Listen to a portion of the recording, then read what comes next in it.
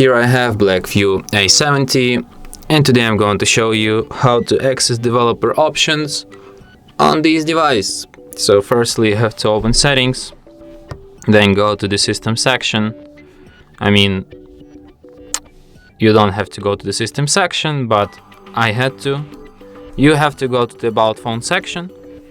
Then when you're in about phone, you have to find the line build number and tap on it with your finger several times until you get the message, you are now a developer. And now in system section you can find developer options. And here they are, all of these very interesting and useful developer options. You can also disable them like this, and after that they will disappear from the settings list. And that's it. Thanks for watching.